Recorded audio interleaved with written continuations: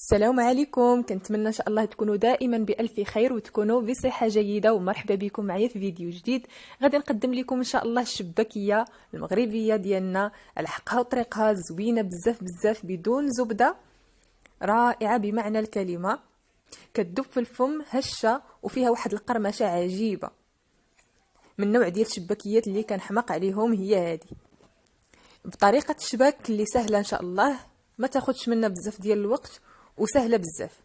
كنتمنى ان شاء الله تتابعوا معايا الفيديو وان شاء الله تستافدوا معايا ولو بالقليل. مرحبا بكم. ندوزو على بركه الله المقادير وطريقه التحضير. على بركه الله غادي نعطيكم المقادير وانا كنشتغل في نفس الوقت باش هكا الفيديو ديالنا ما يجيش طويل بزاف، وغادي نخليه لكم ان شاء الله مكتوبين في صندوق الوصف بالتفصيل. بالنسبه للمقادير عندي 500 غرام ديال الدقيق الابيض اللي سبق لي غربلته مزيان، وغادي نضيف ليه واحد الكاس مع مرش ديال الدقيق الفينو اللي هو سبيسيال او الدقيق الصلب الاصفر او السميد الناعم جدا. غنضيف ليه واحد الكاس ديال الزنجلان او السمسم اللي يعني خديته مباشره، ما حمرته ما والو، غير خديته طحنته وضروري ندوزوه في واحد الغربال. ايضا عندي كاس ديال اللوز حتى هو خديته كيف ما شريته دوزته في المطحنه الكهربائيه وايضا غربلته مزيان. الدور ديال الغربال ما كيخليش لينا هاد الزنجلان وهاد اللوز يبقاو فيه داك الحبيبات، وايضا الا كانت شي حاجه ما طحنتش مزيان حتى هي ما كتهبطش. غادي ندير واحد معلقه صغيره ديال القرفه، وعندي هنايا 2 معالق كبار ديال النافع. النافع هو اليانسون، وبالنسبه لهذا انا خديته هكا جاهز مطحون، سهل عليا العمليه لان الصراحه دائما كيعذبني وما كيبغيش يتطحن معايا. وممكن ديروا معلقه ديال حبه حلاوه ومعلقه ديال النافع، انا درت 2 ديال النافع. غندير راس معلقه ديال خميره الخبز كيف ما شفتوا، غير راس معلقه يعني شي حاجه قليله بزاف. وغادي ندير واحد المعلقه صغيره ديال الخميره ديال الحلويات، ما يعادل نصف خماره ديال هذه ديال 8 غرام، يعني غير 4 غرام ديال خميره الحلويات. وغادي ندير هنا واحد الضمه ديال البنه بالنكهه ديال الزعفران. الصراحه اول مره كنجربها في الشباكيه وعجبتني بزاف، وكتعطي واحد اللون ذهبي غزال بزاف بزاف. حاولوا تدوزوه في واحد الحكه رقيقه احسن من انكم تدوزوه غير هكا ما بين يديكم، باش هكا يعني يتحك لكم مزيان وما يوقفش لكم في العجين ويبقى حبيبات. غادي ندوز هاد النواشف هكا مزيان مزيان حتى ينسجموا مع بعض. وضروري ديروا واحد القبصه ديال الملح، انا نسيتها الصراحه، تفكرتها حتى لدابا فاش بغيت ندير المونتاج. ضروري دير واحد القبيصه ديال الملح. ودابا غادي ناخذ اصفر بيضه، ما درتش الابيض، درت غير اصفر بيضه. وخديت كاس ممزوج ما بين زيت الزيتون وزيت المائده. بنفس الكاس غادي نعمرو ديال الخل، اي خل متوفر عندكم في الدار. غادي نديرو ربع كاس.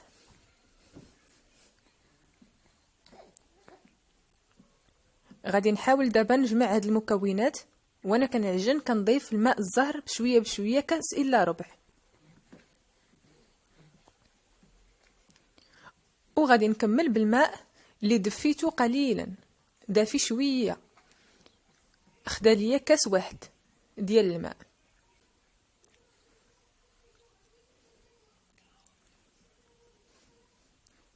وملي نجمع العجينه نحاولوا ندلكوها واحد 3 ديال الدقائق هكا باش ينسجموا لينا المقادير مع بعض مزيان وتجينا العجينه ديالنا مزيانه.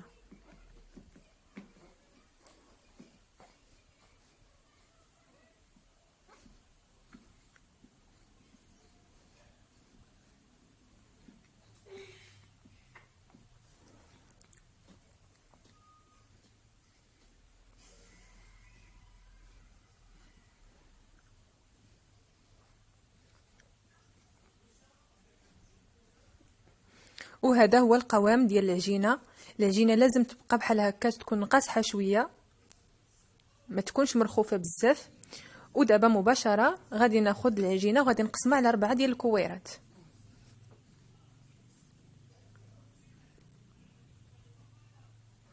وضروري من بعد ما نكوروهم نوضعوهم في بلاستيك غذائي. من بعد كناخذ كل كويره وغتشوفوا معايا كنحاول بحال هكا بحال كنورقها. غادي نورقوها تقريبا كل كويره نورقوها واحد 3 ديال المرات بهذا الشكل كيف ما موضح في الفيديو.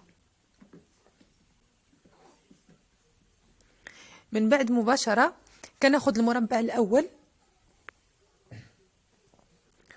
وضروري ما نوضعوا الدقيق ونحاولوا بحال هكا نسرحوه بشكل جيد.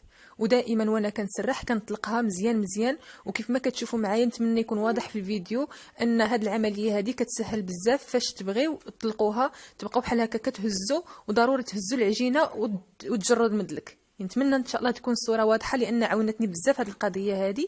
فاش تنبغي هكا نجيب المدلك كنهز العجينه وانا كنجر المدلك اللي عندي هكا، العجينه ديالي كتسرح بسهوله. ونحاولوا نسرحوها رقيقه، واللي عنده الاله ديال التوراق يستعملها. من بعد خديت الجراره وكنحاول بحال هكا نوضع شرائط طويله. وبالنسبه يعني السمك ديال الشريط، عفوا يعني الطول ديال الشريط على حساب الشباكيه ديالكم كيفاش بغيتوها، واش بغيتوها تكون صغيره ولا كبيره.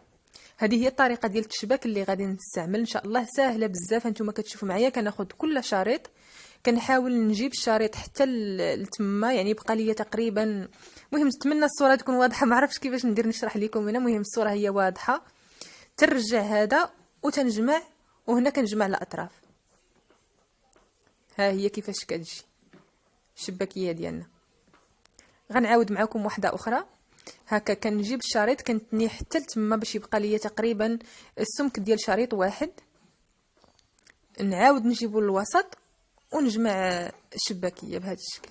نتمنى ان شاء الله الصوره تكون واضحه الصراحه. وفي حاله ما لصقوا لينا هاد الشرائط مع بعضهم، يعني سهله، غادي نفتحوهم هكا بواسطه سكين.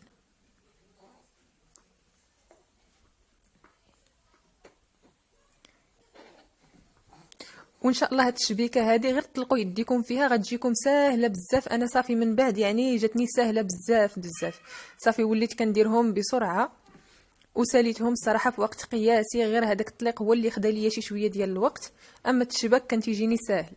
وفي حاله ما جات لكم الزوائد من بعد ما تجمعوها من الجناب، حيدوهم بالسكين او بالجراره على حساب شنو ما بغيتو.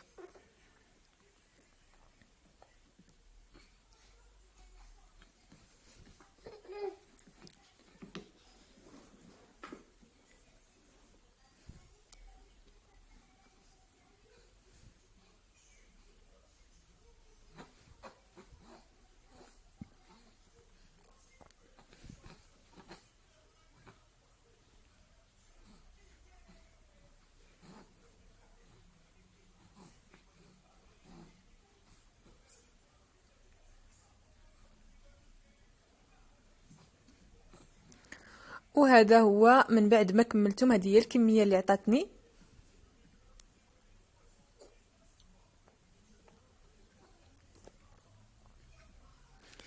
ونخليوهم هكا حتى ينشفوا، يعني غير في الهواء الطلق دغيا دغيا. دابا في هذه الاثناء هذه من بعد ما ساليت غادي نوضع الزيت ديالي تسخن، نخليها حتى تسخن مزيان مزيان. عاد غادي ناخذ الشباكيه وغادي نبقى نلوحها في الزيت اللي تكون ساخنه.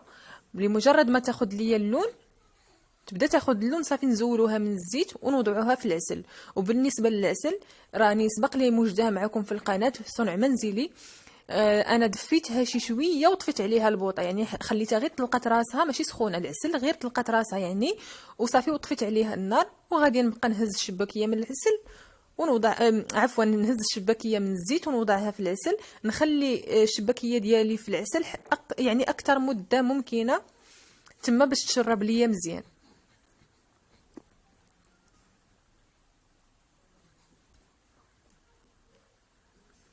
وهاد المرحله هذه الصراحه هي اللي شويه صعيبه وكتبغي العوين اللي يدب وحده، كتجيه شويه صعيبه، ولكن الصبر معليش. على داكشي ما درتش بزاف، درت غير نص كيلو. تبارك الله حطات ليا الخير والبركه، راه تقريبا نص كيلو راه حط ليا واحد 2 كيلو هكاك ولا. المهم تبارك الله حطات ليا الخير والبركه، تبصيل عامر ما شاء الله. يدوز ليا رمضان، حيت حنا الصراحه ما تناكلوهاش بزاف رمضان. ان شاء الله تدوز ليا رمضان ونذوق منا الجيران والحباب ان شاء الله، علاش لا. وإلا ما قداش كاع نزيدو. وكيف ما شفتوا معايا ملي كنزولها من العسل كنحطها في هذاك الكسكاس. المهم ولا حطوها في واحد الصفايه ووضعوها على الوجه ديالها. وكيف ما شفتوا معايا الزنجلان وضعته في داك القنينه، كتسهل بزاف بزاف. وضعوا فيها الزنجلان بقى ترشوا به، كيجي زوين بزاف وكيسهل العمليه وما كيبقاش هكاك تيلصق لينا في يدينا مع العسل. وهذا هو الشكل ديالها النهائي كيف ما تشوفوا معايا، غزاله بزاف، لذيذه هشه وكتذوب في الفم، من اروع الشباكيات اللي درت الصراحه، زوينه بزاف بزاف. كنتمنى ان شاء الله تعجبكم. الا عجبتكم ما تنسونيش من لايك وتشتركوا معايا في القناه، مرحبا بكم، بارطاجيو الفيديو مع الاهل والاصدقاء، هذا شرف ليا. نخليكم ونقول لكم عواشركم بركه مسعوده، ونشوفكم ان شاء الله في فيديو لاحق باذن الله مع وصفه جديده.